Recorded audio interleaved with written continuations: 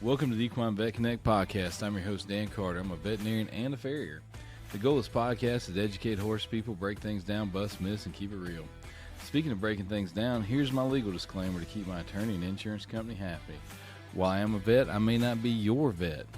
Contact them before trying anything you hear on this podcast. Remember, just because you watched it on YouTube or heard it on a podcast does not mean you can do it. Please use common sense. Welcome back to the Equine Vet Connect Podcast. I'm Dan Carter. We're here at Countryside Equine Hospital. I've got Dr. Caroline Brown with us. We're in the old studio today, treatment room 1. AC is blasting today. AC is blasting. For those of you that don't live in the sunny southeast, it's about 105 degrees in the shade all week. Mm-hmm.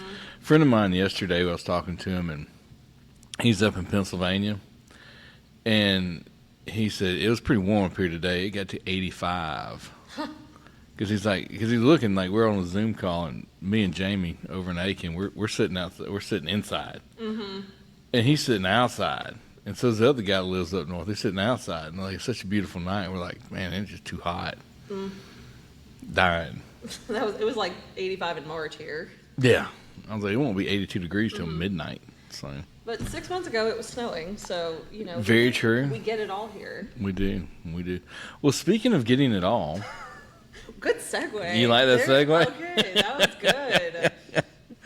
We're going to talk about sarcoids today. Sarcoids.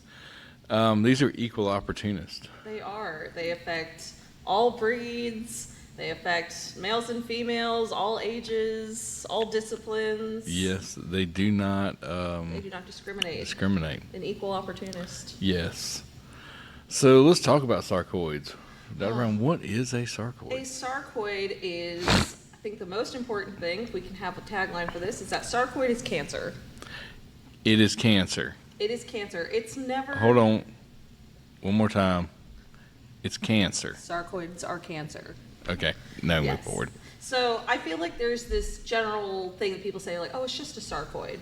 But it's not just a sarcoid. It's not just a sarcoid. And that's one of the things we're going to learn about today, is that sarcoids come in many shapes and forms. And while you can have just a little teeny dot, a little teeny speck that you're like, oh, it's just a sarcoid, that thing can turn overnight into this big, ugly, nasty thing that's taken over their entire neck or their face. Seen it.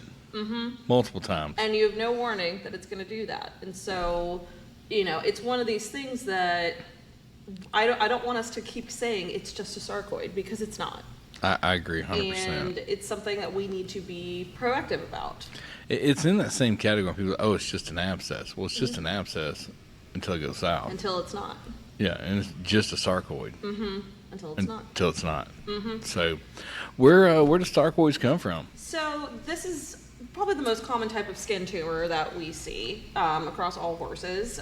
They come from both a combination of the epithelium, which is that top layer of skin, and then the dermis, which is that next layer of skin below that, which is kind of what makes these things, I think, the most interesting, is that they're very much an iceberg. In that, you know, you what you see on top does not always equate to what's below. And so when we talk about, you know, treating these things and removing these things, that's where it gets really difficult, because sometimes if you just extract what you think is at the top, you're leaving this iceberg below, and that's where you get into all these problems. You know, I just actually got a path report back that further reminded me of that, because it was a tiny little sarcoid. But again, I had to talk like it's not just sarcoid. Let's get on this thing. I mean, I closed the incision with 2 cruciates. Tiny. Yeah, tiny. And I get the path report back, and y'all have all seen me do it. I'm kind of a scorched earth. I mean, I like a big margin. Let's get rid of this. I got a margin less than 1 millimeter. Oof. So now we've got to watch that, and high rate may come back. But I thought I took more than enough tissue, and I had one last month that same look to it. Got a good margin, came back. I got 5 millimeters all the way around, so life's good there. So, but you never know. But you don't know, and so that's the tricky part. Yes, and that's what makes these things extremely complicated, or one of the things that makes these extremely complicated. The kind of other big piece to these that makes them a little more complex is their relation to the bovine papillomavirus. Mm-hmm. So these sarcoids, they have found that all sarcoids they sample come from a combination of bovine papillomavirus 1 and 2. Mm-hmm. And those, it's obviously it's bovine, it comes from a cow. And in cows, this virus causes wart-like structures that are usually self-limiting, they go away, similar to our equine papillomavirus. But the problem is when they come in contact with horses, the horse's immune system can't mount a response to it to get rid of it, so it turns into sarcoids. Makes sense. Mm-hmm. So that's, and it's kind of interesting, you know, we used to think that this was just a disease of horses that, you know, were in contact with cows. But this is actually spread by biting insects. Correct. And so it's, you know, and we know that these insects can travel, and not just, you know, from one farm to the next. They can also get on your trailer. I was going to say, because there's times where we get horses here in and out of South Georgia, and then there's gnats on that trailer. Somehow or another, these gnats, these biting sand gnats, have made their way all the way up here from South Georgia. And I'll be honest, like I grew up with gnats. I panic a little bit when I see them because I'm like, don't you invade up here. We have a gnat line for a reason. Exactly. And so you think about trailers going down the road. Yes. You think about you go to a show, somebody opens their trailer or lets the flies out loose. I mean, it's, flies. Yes. So that's why, you know, we're seeing them in horses that have never been near a cow a day in their life. But, you know, if they travel or, you know, they've got flies on their property, which if you don't have flies on your property, I want to know your secret.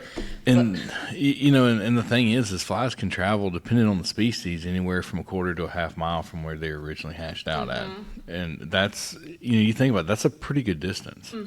So yes, so it's related to the bovine papillomavirus, which is what kind of makes it complex. And you know, one of the things that we're going to talk about too when we get into treating them is, you know, vaccinating for a bovine papillomavirus, and it's more complex because it's not just that, you know, this sarcoid and this sarcoid are related. We can find a sarcoid, completely treat it, but then they can get a totally different one, and it's not at all related to what they had originally. Correct. It's from a completely different source. Correct.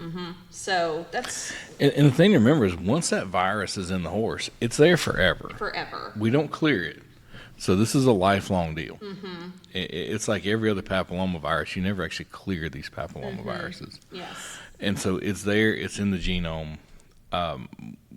Once you've had one, you're going to have to be vigilant forever. Correct. As far as watching for these. Right. And we do think that there are some horses that tend to just be more predisposed to this.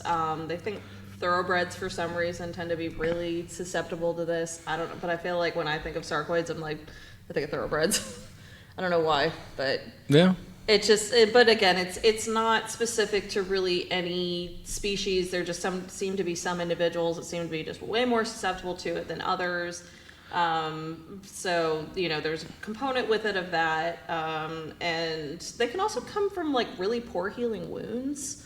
We see and again, we think maybe that has something to do with the flies getting near it and attracting it. But you know, they tend to show up there. They'll show up on their face. They'll get them on their chest, the girth area. They really love for some reason. And then it's called the paragenital region. I call it like the thigh.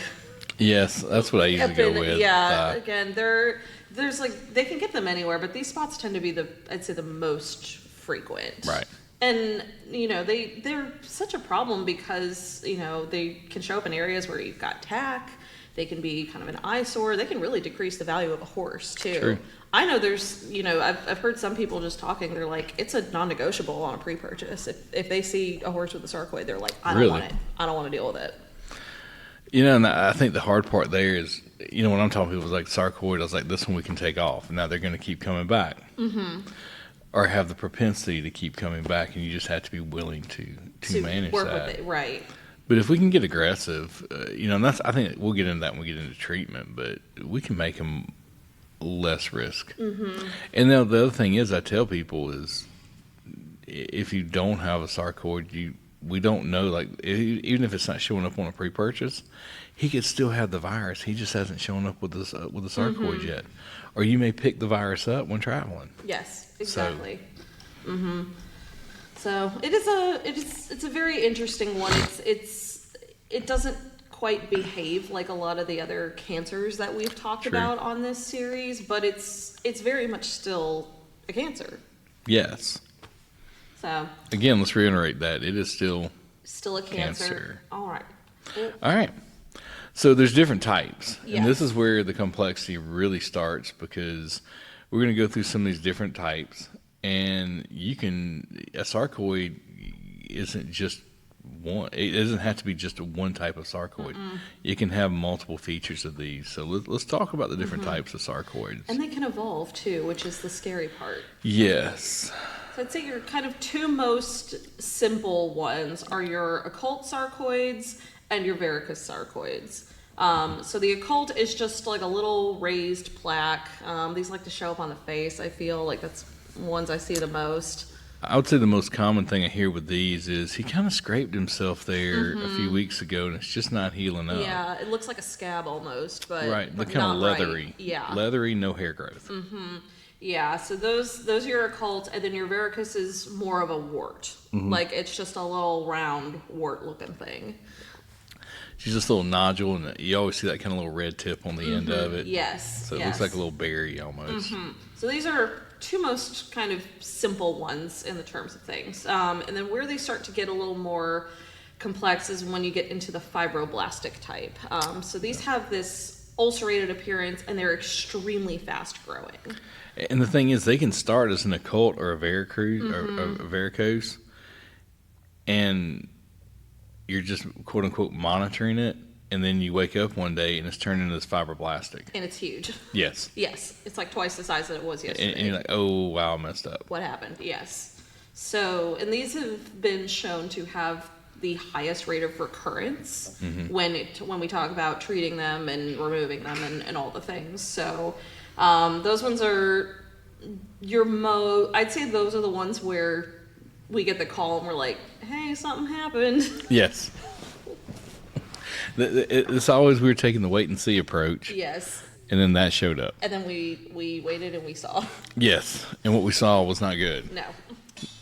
But yes, your fibroblastics, and then kind of evolving, I guess, getting larger. You get your nodule ones. These are a little marble, but this is where they get deep. So this is where we really talk about how these cancers are, multi-layered. These nodule ones, they are now deeply penetrating into that subcutaneous tissue. Well, and what I've seen with those is you'll have that nice, cute little nodule, and then you go to take them out, and there'll be like, there's almost like a little stalk you can palpate. Like you can kind of pinch that nodule up. You can feel the stalk behind it.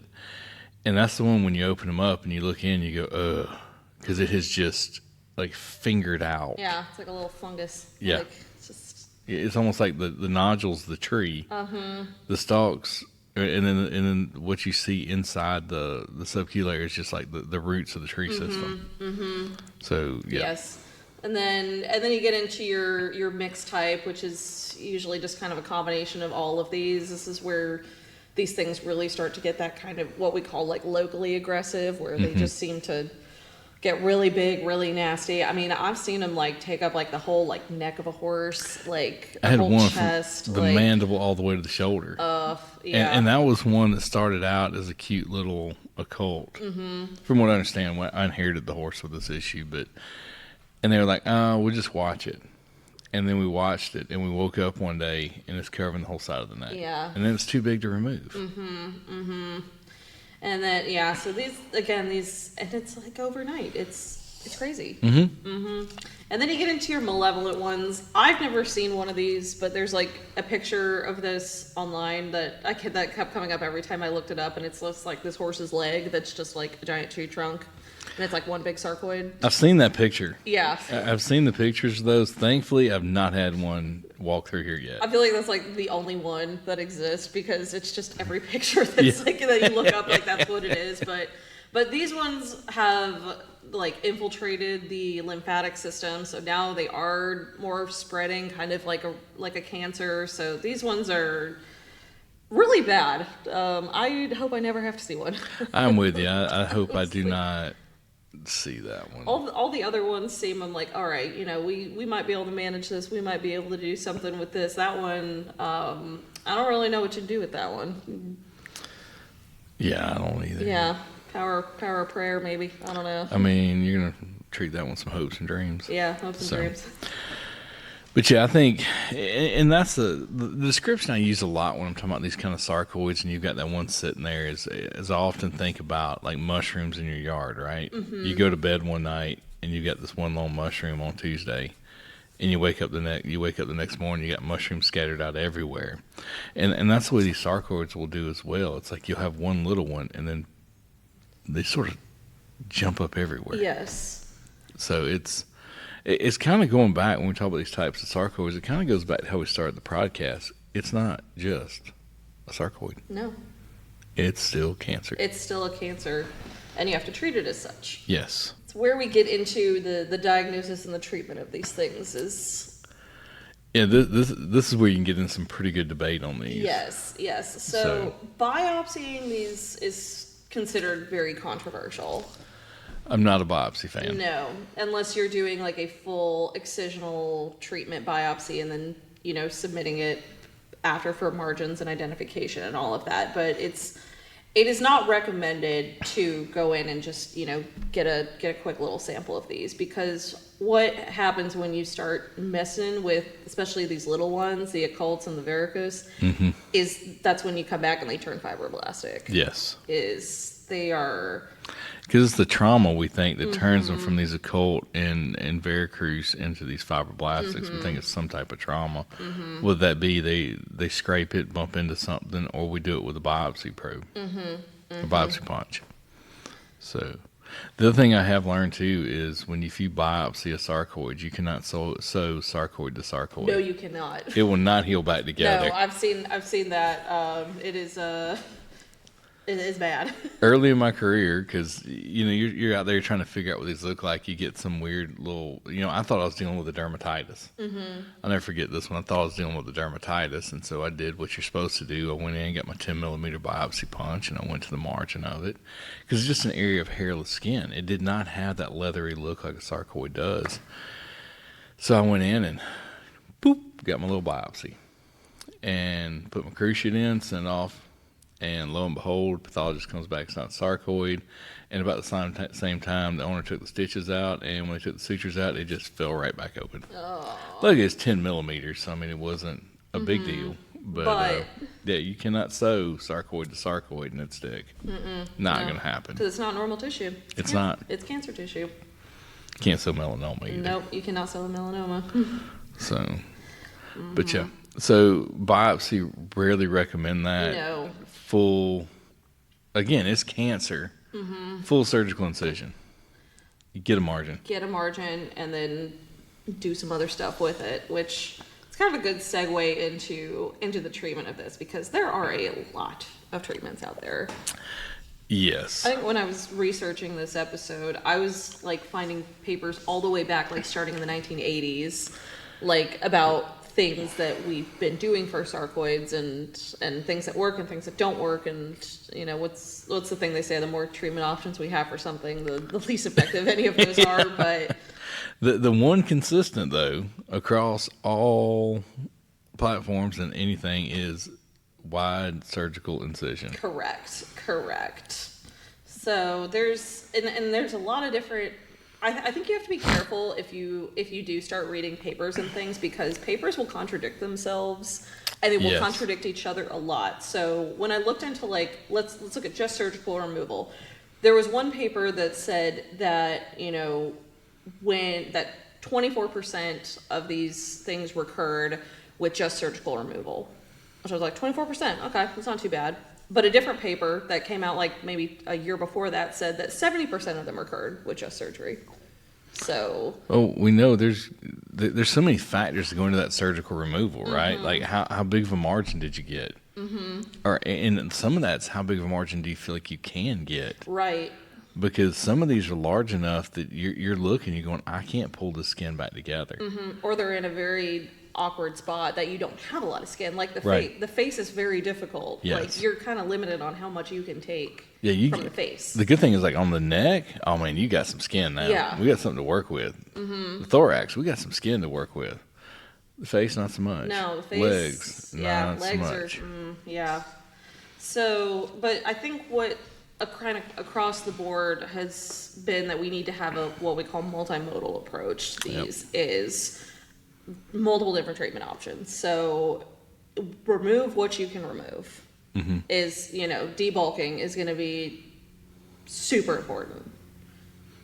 Yes. The more that you can get rid of, because if you start using either the topicals or the injectables, all right, you're letting, when we get into some of the immunotherapies, you're basically letting the body fight this. Well, the less it's got to fight, the better. Right. And so that at least debulking is where you want to start. And then you have a lot of different options for treatment. We've got topicals, we've got injectables, we've got cryotherapy, we've got radiation therapy, we've got vaccines. I mean, we've got... Well, and I think before we jump into got a lot of this, things. because we're going to end up talking about Crest toothpaste eventually. We're going to troll the internet real quick. But one of the things to remember is you can get spontaneous regression of a sarcoid. Yes, you can.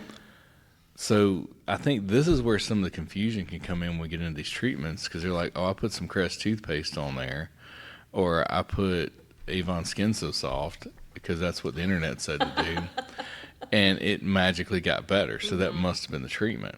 Well, no, they can spontaneously regress, which I think also makes, like, looking at some of the things we do, like, we're pretty sure our medicine is what did it, but we could have gotten spontaneous regression. I don't know. Like, and that's, I think you do have to remember that is a possibility. However, if you're hoping for spontaneous regression, you need to remember hope is not a plan. Okay? Hope is not a plan. It's cancer. We don't hope our way through cancer. Like, I just think that's a good general rule. Don't hope your way through cancer. You can get that on a bumper sticker. I think so. Hope is not a plan. Neither is Crest toothpaste. So, anyway, I digress. Let's start talking a little bit. All right. So let's get into our topicals. So there's kind of two that I think that we use the most commonly that I think we can talk about. Xxterra is probably the most common one that we use here. Which that's the one that I've had the best success with. Personally. I've had very good success with Xxterra. So this comes from a plant called bloodroot, and I'm not even going to try to pronounce the name of it. Nope. With a combination of zinc oxide, and it comes as an ointment, and you just put it on topically. Again, if we can debulk these a little bit beforehand, we go for it. But we've had some pretty good success with this, I think, and it's something that you can do at home. So, and it's the way it works. It's a caustic substance that actually starts to kill cells. So this is where, similar to real estate, location is important. Yes. I love these, like the ones that are on the ventral abdomen on the belly. I love them because if the Xxterra drips or runs, it just falls off to the ground. Yes. Now then, where I don't like it is on the ear. The ears, yeah. Because if you put it on the ear and it drips and it runs, because again, it's 105 degrees down here and everything melts. If it drips and runs, it goes into the inner ear. That's not good. I have seen it. It's not good. And this isn't one that really you can use every day, too. You're only supposed to use it a couple times a week. Right. It will burn them. It will. It will burn them. And so, and again, if it's around the eye, not the one we want to use. No. So there's a lot of things. So just because your neighbor's got some Xxterra paste doesn't mean we need to be throwing that on there. We need to, make sure it is a sarcoid. If it needs debulk, we need to debulk it. And then also, location is important if we're going to use Xxterra, because you've got to say, all right, what's downhill from this? Yes. And with this one, a little goes a long way. Yes. This is not one that you want to glob on there by any means, because it will burn them. Yeah, like it comes in a 2-ounce tub. Yeah. And I think maybe it's 4 ounce. It's not a very big container, but that's because you don't need much. No, you really don't. But I've had some good success with this one. I agree 100%. I've been very, and it's kind of interesting to watch them, because it's like, it's not doing, and then you come out and boom, Gone. Gone. Yeah. Fell off. Life's good. Yeah, this is a nice one. The other one kind of in the same category is Xxterra. It's a imiquimod. I just totally butchered that. So That sounds good. Imiquimod. In case if you can put that on the screen Yeah. so that everybody else can try to pronounce this. If you can pronounce it better, please come in and pronounce it. Somebody Yeah. need like an edit of somebody like. I didn't even try to Looking pronounce for it because names. my Georgia gets caught up in some of these and imiquimod. But yeah, I think it's imiquimod. Imiquimod, yeah. So it's similar. This is a more of a kind of immunotherapy with it. But again, use it a lot on the topical things. I don't have as much experience with this one, but I haven't used it as much. per the internet forums, it works great on a lot of these ones. Again, you just have to be careful with this one; it will burn them. So. Yeah, a lot of times, if I use Xxterra over it a lot of times, because Xxterra is a little safer for people, I think. Yes, yeah. So that's that's the thing to remember. Like when you're using these things, wear gloves. Wear gloves, please. Like we're going to tell you to wear gloves. Like wear gloves. Mm-hmm. Don't get the stuff on you. No, eye protection too. If you've got a horse that's throwing their head, or even if they're not, put some glasses on. Yep. So. Yeah, topical treatment, use quite a bit of that depending on where it is and the size of it. A lot of factors that go into that. Yes, and again, these owners can apply them at home themselves, so it doesn't have us coming out there as frequently to do treatments. Especially owners that feel comfortable, they want to get involved with treatment of things. I like it for this, and they're both pretty affordable treatments as well. Very. They're not going to completely break the bank like some things. So. Right. Chemotherapy. So I say but it is something that we try on these guys. I have not had a lot of success with our traditional chemotherapies for these. So what we're talking about is fluorouracil or 5-FU, cisplatin, carboplatin. We use these a lot for squamous cells. They have mixed success, and they will sometimes work on a sarcoid.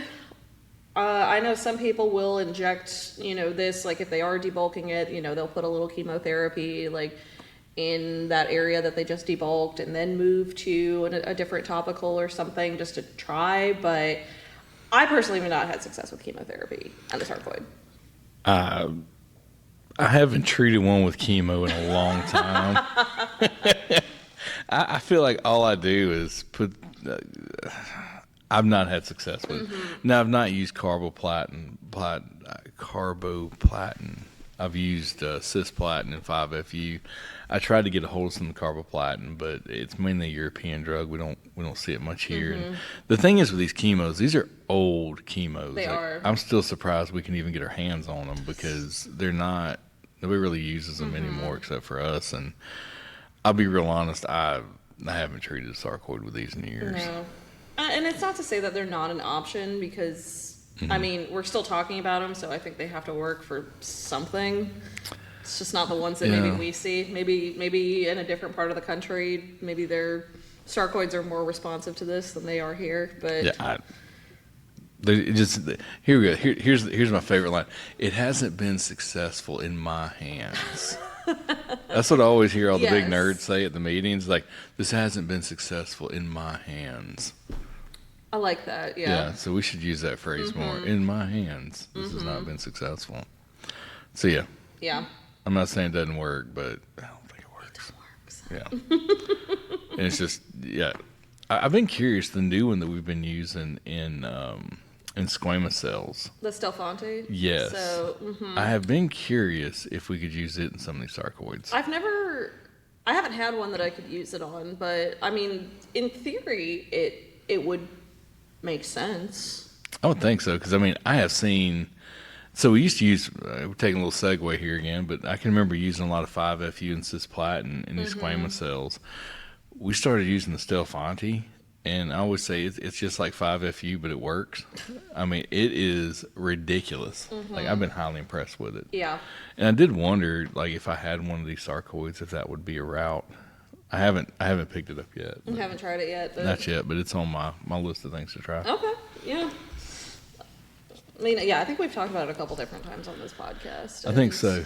Because it came from dogs with mast cell tumors. Correct. So highly effective there. Yes, and because the whole, thing with mast cell tumors is that, you start poking them and then they cause this big release of the histamines. And so I wonder, with the sarcoids, because they are related to a virus and, you start poking at them and they tend to explode. I wonder if that would, I wonder how the Stelfonte would kind of balance that out. I've kind of wondered that.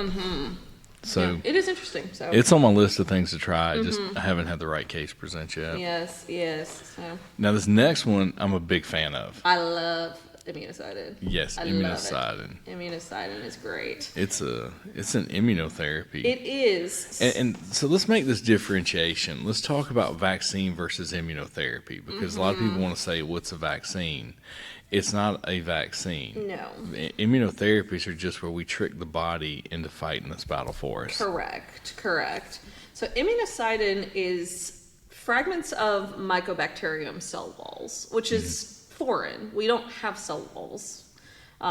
So when you inject this into a lesion, the body says, I don't know what this is, I gotta fight it. So it starts recruiting all of these white blood cells, and particularly lymphocytes, that come in and attack this.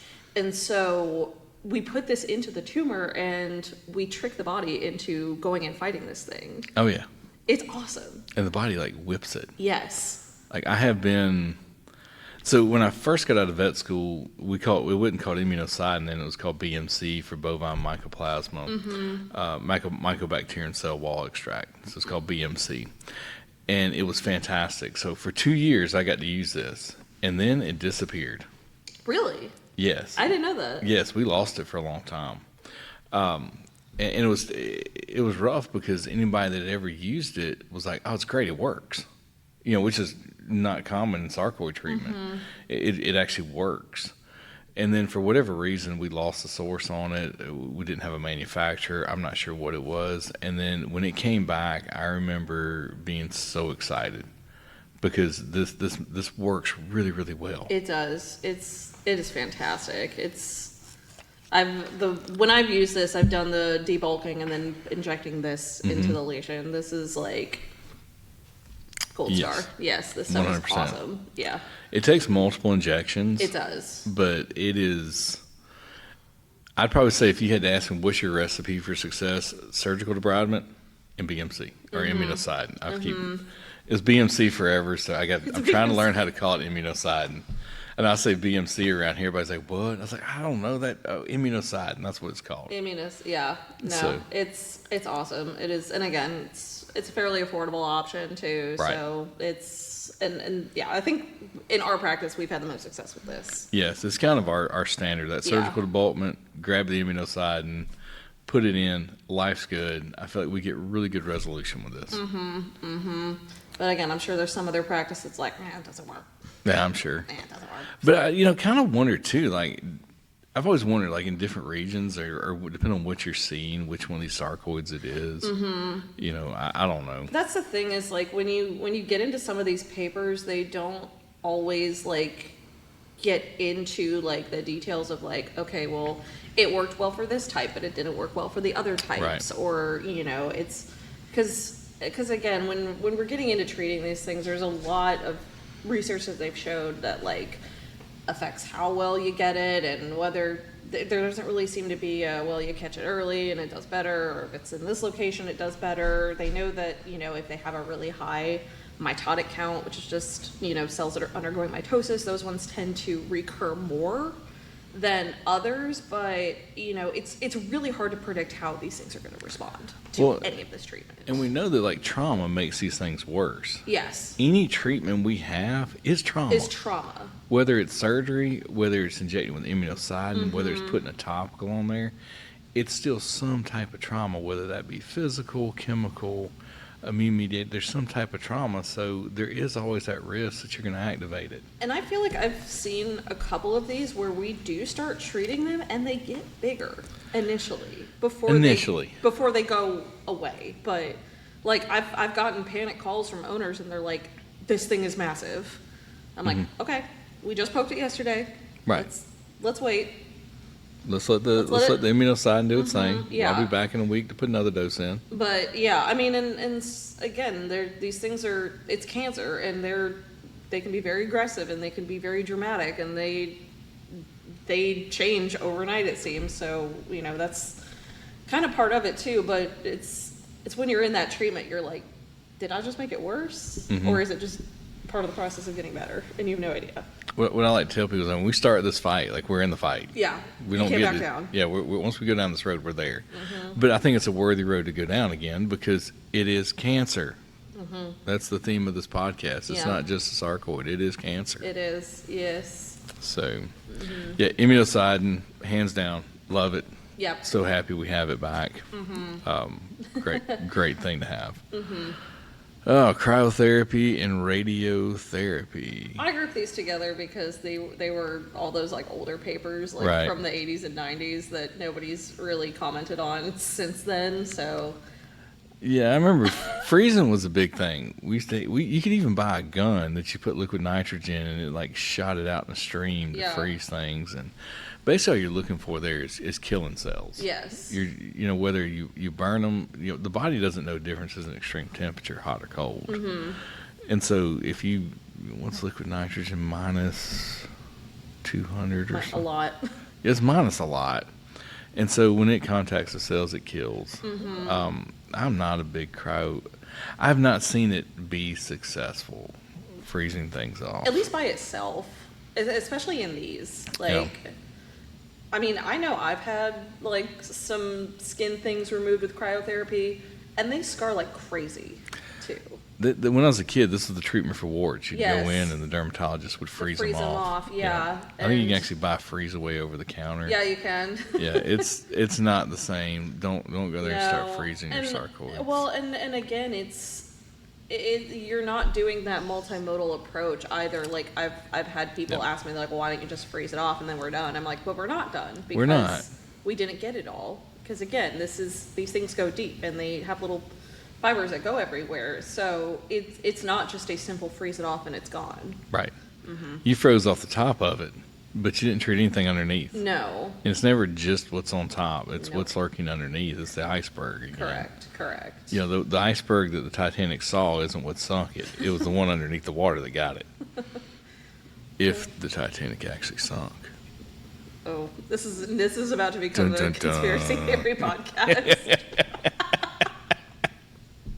Oh, man. Autologous implantation and vaccines. This one's an interesting one. Yes. This one, so there's been a couple different, approaches to this. And so the idea was that you can create like a vaccine to the bovine papillomavirus. I think that's where they originally kind of started this idea, and then it's kind of since evolved. So I think the one paper I read where they actually tried to inject horses with the bovine papillomavirus, they just all broke out in sarcoids.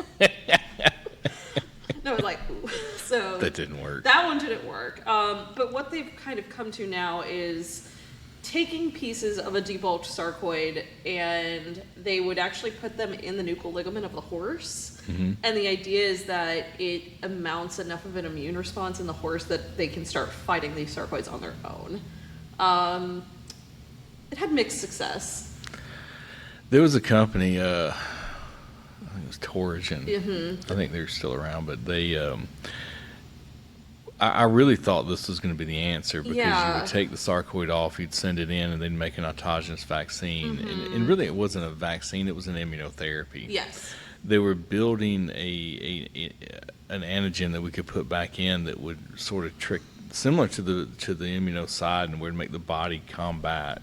We were basically going to build antibodies, and we could trick the body into fighting the cancer for us. I've done it on a few. I have not been successful. And we thought this would be the one, right? It's a viral-based tumor. We thought on sarcoid this would be great.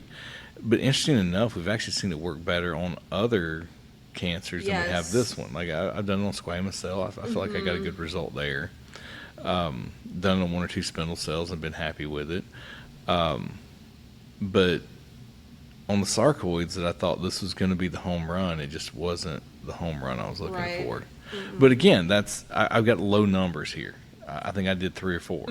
So, and again, like I remember they came in and they did a little presentation for us, and they had really good results with sarcoids in their studies that they showed, and I was like, that's awesome, that's really cool. But it's just, maybe it's just where we are, it doesn't work again.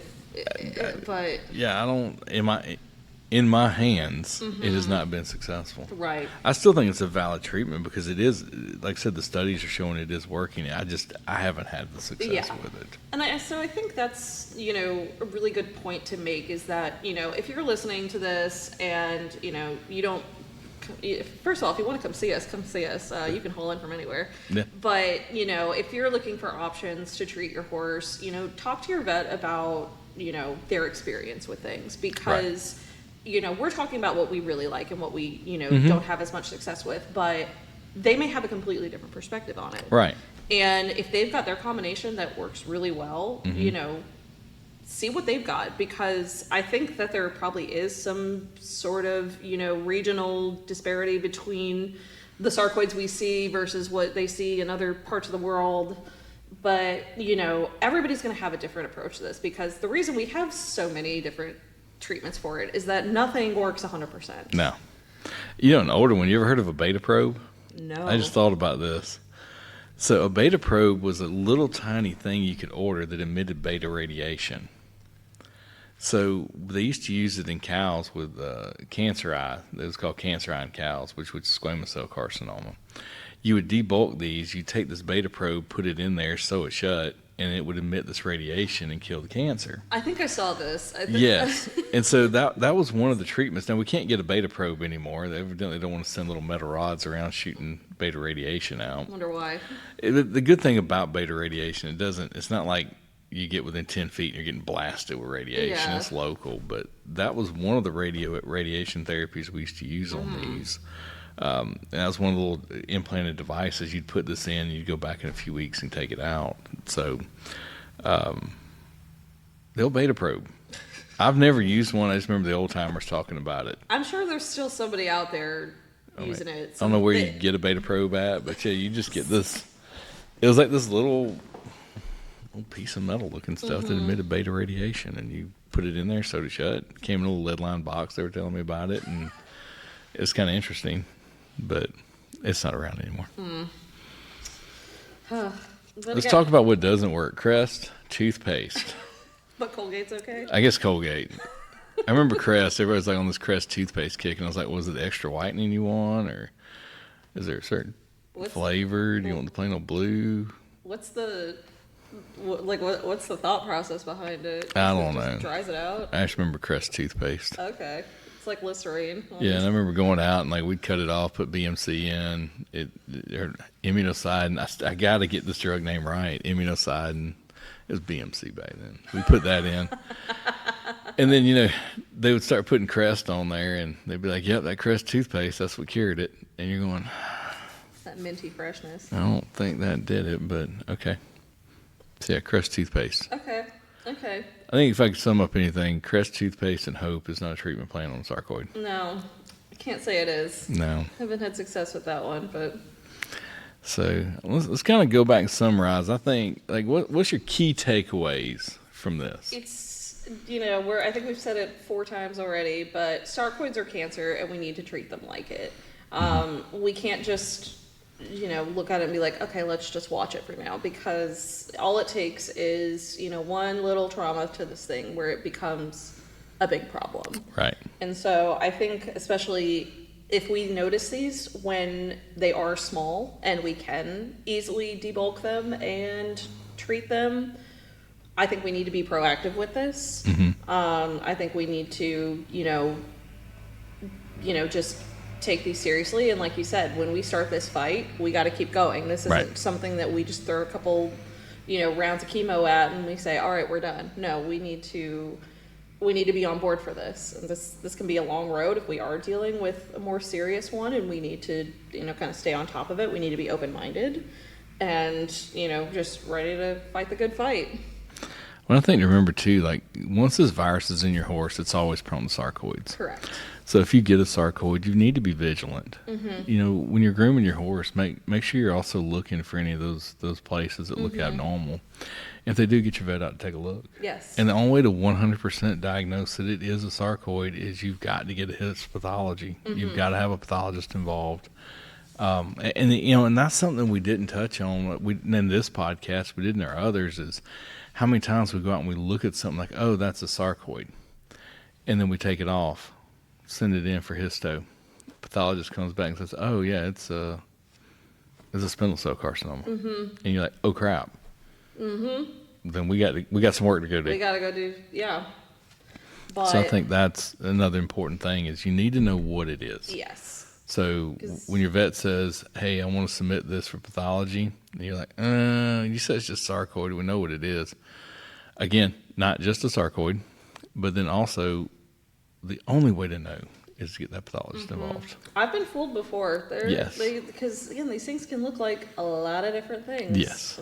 They can look like melanomas. They can look like squame. They can look like just a little wart. Non-healing wound. Yeah, they can look like a lot of different things. Like I said, I remember the one I biopsied, and I thought we were just dealing with a little alopecia areata, actually, is what I was thinking, and it was not alopecia. Nope. So it was sarcoid.